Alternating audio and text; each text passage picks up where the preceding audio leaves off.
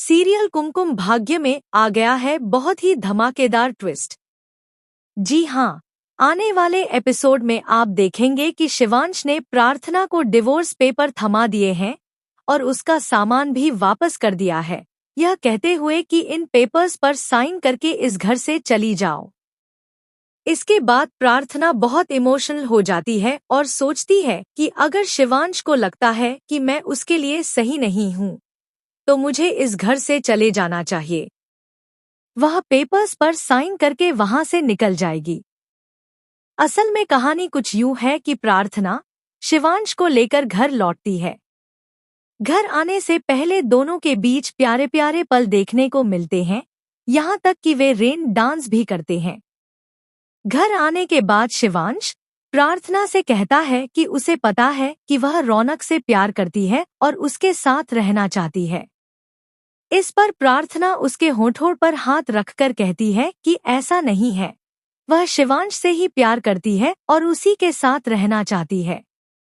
लेकिन शिवांश उसकी बात पर यकीन नहीं करता और कहता है कि उसका दिल टूटा है, इसलिए वह शायराना हो गया है। वह बहुत परेशान होता है और फैसला लेता है कि अब वह प्रार्थना के साथ नहीं रह सकता। वह बाहर आकर बुआजी सोनालिका और अपनी बहन को बताता है कि उसने फैसला लिया है कि वह प्रार्थना को तलाक देगा।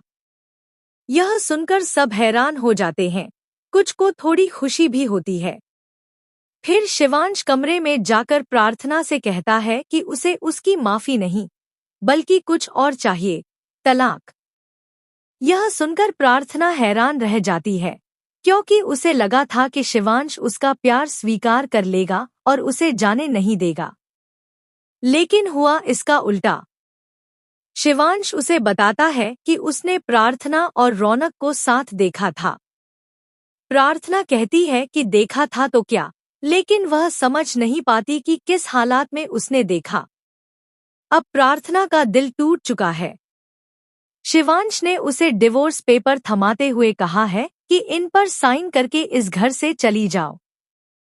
प्रार्थना शिवांश की खुशी के लिए पेपर्स पर साइन करेगी और अपना सामान लेकर घर से निकल जाएगी।